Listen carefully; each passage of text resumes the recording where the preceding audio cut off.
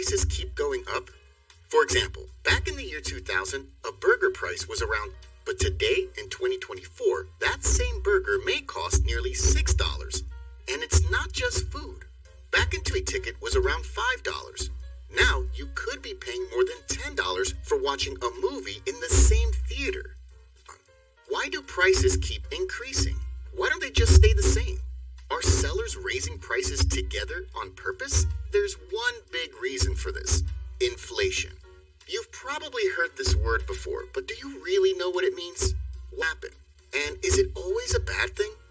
In this video, we're going to break down what inflation is and how it works. What is inflation? Inflation is actually pretty simple. It's when the prices of things go up over time, which also go down. That's why things like a burger or anything else you buy cost more now than they did a few years ago. Your money cannot buy as much as it used to. For example, in the 1970s, the average price of a cup of coffee was 25 cents. But now, in 2024, if you want to buy a cup of coffee with those same 25 cents, you'd probably cup, but with no coffee. So the coffee prices are going up, and the value of money is going down, making everything expensive. But why does this happen? Well, that's what we'll talk about next. Section 2. Why does inflation happen? Inflation can happen for different reasons, but we'll talk about the most common ones. The first one is the demand pull inflation. It's when a lot of people want to buy something, but there isn't enough of it. Let's take corn as an example. Imagine people usually want tons of corn, and farmers produce exactly 10 tons. Everything works fine, but then a tornado destroys corn crops, leaving only 3 tons available. The demand is still the same, but now there's not enough corn to go around. Start competing to buy it, and the price goes up. Maybe a can of corn used to cost $2, but now it costs there's not enough corn. So when people are competing to buy the stuff, they're pulling the price up. The second one is the inflation. This happens when prices go up because it costs more to make things. Imagine a popcorn seller sells dollars, but the same tornado that destroyed the corn farm means the popcorn seller now has to pay more for corn. So corn normally costs $1 of corn, $1 of other cost, and $1 profit, making the total price $3. Because of the tornado, the cost of corn goes up to $2, while other production costs stay the same. This means that made no profit if he doesn't raise the price. So the popcorn seller has to raise the price of popcorn, so he can still get $1 profit. This is cost push inflation, when the cost of making stuff pushes the third one is built-in inflation. This happens when rising prices make the cost of living go up and higher wages to keep up. For example, let's say a shoe company worker's average cost of living is $900 a month, $1,000 a month. They can cover their expenses and still have a bit left over. But if prices rise and their average comes to $1,000, they won't have any money left to save. In some cases, the cost of living can even rise higher. So they ask their boss for a pay raise. If the shoe company raises wages to $1,200, it helps the worker. Now the shoe company has higher costs of production. So they raise their shoe prices to maintain the profit. So lead to higher wages to cover living costs, which then lead to even higher product prices as companies try to, and this becomes a cycle that keeps going. The fourth one is too much money in the economy. When there's too much money, prices can rise. Imagine a loaf of bread costs $5, and there are 5 people, each with $5. With only available, each person buys one. That's great. But if the government gives everyone an extra $5, now each person with more money, people naturally want to buy more. Now, each person wants 2 loaves, but there are still only 5. Bakery sees this and raises the price to $10 because people are willing to pay more. In the end, each person still buys, but now it costs $10. This isn't because the bread is worth more, but because there's more money around, it caused the value increase. This is like demand pull inflation, which we just talked about. The bakery, which first makes more money, now costs too, as they compete with other bakeries for wheat. Wheat prices go up, so the bakery has to raise bread prices again. This is like cost-push inflation, which we also just talked about. For a real-life example, Zimbabwe, Venezuela, and Weimar done that. For more on this, check out my video, Why Can't We Just Print More Money? Link in the description. So these are some main reasons that caused inflation. Now, you might ask, how to know how high is the inflation? Well, that's what we will talk about in Section 3. How is inflation measured? You've probably heard people talk about the inflation rate, which is something government, and if inflation gets too high, it can hurt the economy.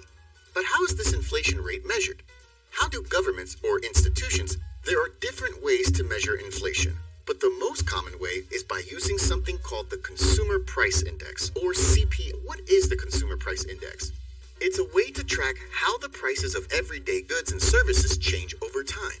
For example, 2024, let's say the price of bread is $3, milk is $4, eggs are $5, a candle is $8, it is $10. The total for all these items is $30. Then, in 2025, the price of bread rises $0.30, milk to $4.20, eggs to $5.30, a candle to $8.10. Movie ticket is still $10. The new total is around $30.90. Comparing 2024 to 2020, prices have increased by 3%, so the CPI for that year is 3%. This means that on average, price 3% from 2024 to 2025. Of course, in reality, the CPI calculation is more complex, many more items, but this is a simple way to understand it. But here's something important. A low CPI does not always mean rising slowly.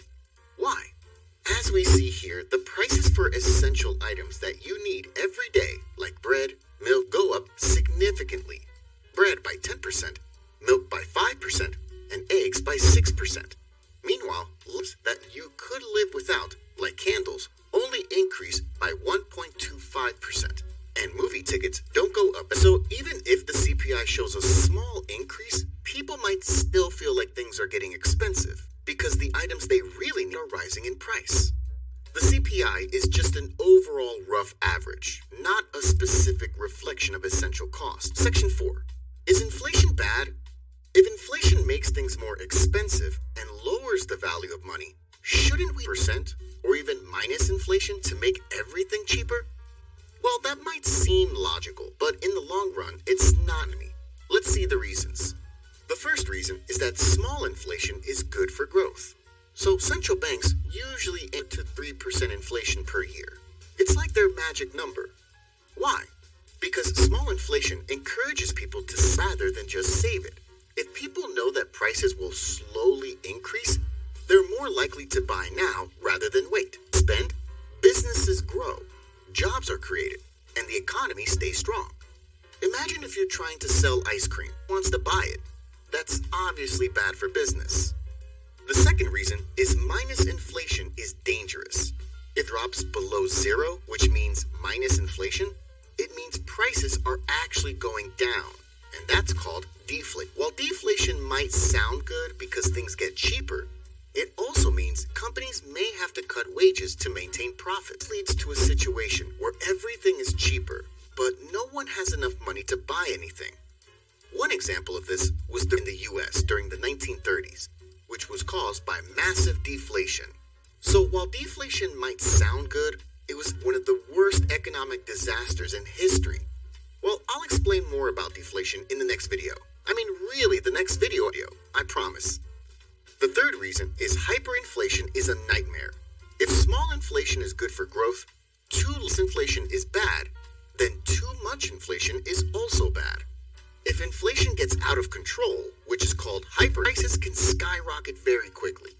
Hyperinflation is when average prices increase by more than 50% every. Imagine in January 2025, the price of a loaf of bread is $3. Then, in February, the price is already $4 and well, it's just a $1.50 increase. But if the inflation still goes until next year, in January 2026, the price is already $9 for the same bread. One famous case of hyperinflation happened in Venezuela. Due to their crazy money, makes the Venezuelan currency losing its value and causing prices to increase even every hour. Venezuelans even threw their because it was worthless and couldn't buy Section 5. How to control inflation. Since too much inflation minus inflation isn't good either, how can we keep inflation stable? Well, both the central bank and the government are responding inflation. Yeah, they both do different things. The central bank will take monetary policy, while the government will take... So what are their policies then? To control inflation, central banks, like the Federal Reserve or the European Central Bank, use monetary policy is just a fancy term for the decisions they make to adjust interest rates and manage the money supply. What kind of monetary policies does the central bank take? The first one is adjusting interest rates. So what is the interest rates? Are the cost of borrowing money in percentages. If you borrow $1,000 at a 10% interest rate, you have $1,000 plus an extra $100 as interest. So when inflation is too low, the central bank will set low to make it become cheaper to borrow money, leading more people to borrow money. When more people borrow money, it means people will spend more. This can push prices up and will increase the inflation rate like the demand pull inflation. Inflation gets too high, the central bank will raise interest rates. When rates go up, borrowing money becomes more expensive to pay back more interest, which means fewer people borrow. People will have less money and people will spend less. Inflation down. However, central banks cannot keep interest rates too high for too long because it makes borrowing hard. People can't have money and nobody can buy or sell things, which will slow down the economy. So they need to carefully and lowering interest rates based on the country's economic situation. The second one is controlling the money supply. The economy will cause higher inflation, while too little money causes deflation. So central banks also can control this called open market operation. But how does open market operation work?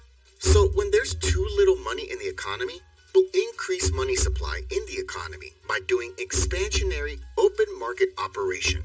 This means the central bank will like government bonds from commercial banks. For example, common banks that you use, like Bank of America, HSBC, SBI, and more.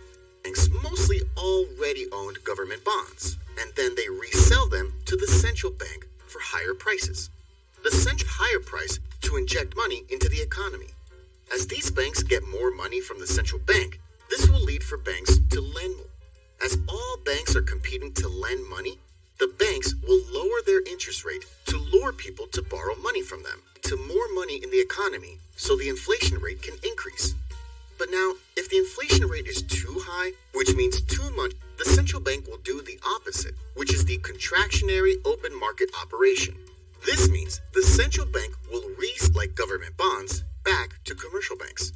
As banks buy the government bonds from the central bank, it means commercial banks will have and will lend less money. As banks don't want to lend too much money, they will raise the interest rate too. This results in borrowing money and less money in the economy, which will bring down the inflation rate. So, an open market operation, treasuries are the ways the central bank uses to inject money into the economy or to retract money from the economy. While this monetary policy, the government can take the fiscal policy to control inflation. Fiscal policy is also just a fancy term taken by the government, like adjusting taxes or spending. So here's some of their policies. The first one is adjusting taxes. People have too much money. People will spend more, and that will lead to demand pull inflation. So the government might raise taxes you have for spending. In that case, you will have less money, and it will lower your spending, and then inflation will decrease. Contrary, if the money is too little in the economy, or if the inflation is too low, the government will reduce taxes so you can spend and buy more things. Even though the government mostly will just raise taxes, and they will very rarely ever, sad. The second one is adjusting government spending. Imagine you own a store that sells construction materials like cement. Your business is good as you have customers. Then the government comes and buys tons of things from your store as the government wants in your city.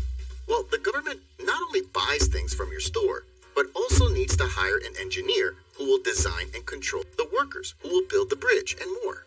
So it means you, as the owner of the construction stores, and these engineers and workers get this bridge project. As you and other workers have more money, you will spend more money, and this will lead to higher inflation. but Bob's doing that for a while. You won't get orders from the government, and these engineers and workers also are not getting paid. So workers get less money, and you will lower your spending. You might say one bridge can't influence the whole economy, but remember, of government projects across the country and involving thousands of construction store owners, thousands of engineers, and hundreds of thousands of country. The projects are also worth millions to even billions of dollars. So if the government lowers their spending, a lot on money supply. Section 6. How to protect yourself from inflation. You might have heard your parents or save your money in a piggy bank. While saving is generally a good habit, inflation can make your money lose value over time. You saved $1,000 in your piggy bank in 2014. In 2014, that $1,000 could buy a certain amount of goods. Or, because of inflation, that same $1,000 might not be worth as much as it did 10 years ago. So how do you prevent losing value because of inflation? The answer is simple: investing. Many people suggest buying gold to protect against, since gold has a limited supply and high demand, especially as many people, including you, want gold, it becomes even more valuable. People trust gold to keep their wealth stable during inflation. However, for some people, gold's price doesn't go up stocks, so they prefer higher yield investments like stocks, cryptocurrencies, real estate, or other investment tools. For you invest in something, you want to pay attention to the return on investment, or how much percentage your investment has increased. Let's pretend there's 3 people named Bob, Jack, and Tony. Bob invested $1,000 in Apple stocks. Jack invested $1 gold, while Tony saved the $1,000 in the savings account. In 2024, or 10 years later, Bob already dollars with an average 25% return per year. Jack made about $1,800 with an average 6% return, and Tony still has the same $1,104 with an average of 1% deposit interest per. But don't forget, we need to subtract the inflation rate from that return to know the real value of investment. If the inflation is per year, then Bob's actual return is about 23% per year, which still at $8,000 means he profits. While Jack's actual return is about 4% per year, which is still around $1,500, means he's still $500. While Tony's actual return after inflation is negative 1% as savings account interest rate the 2% inflation. So Tony's actual money is around $900. It means his money already lost of its value. Wait, hold on. You'll ask, what happened to Tony? Well, as the average inflation rate is about 2% per year, $1,000 in 2014 is actually equal to around $1,200 in 2024. So even $1,100, it can only buy what $900 could buy in 2014. So it means Tony's money in regular is losing 1% of its value every year. So in conclusion, inflation is actually a natural part of the economy by various factors from unexpected events, government or central bank policies, or even some theory that big companies are aimed for more profit. Since we couldn't avoid inflation, understanding how inflation works and how to protect yourself from it, and staying aware of how your money is growing can help you stay ahead. And if you want to invest your money to beat inflation, make sure as you can. Don't invest or throw your money into something you don't know and understand. And as promised, the next video will be up. If you want me to make other videos explaining these topics, please like and subscribe. Thanks for watching.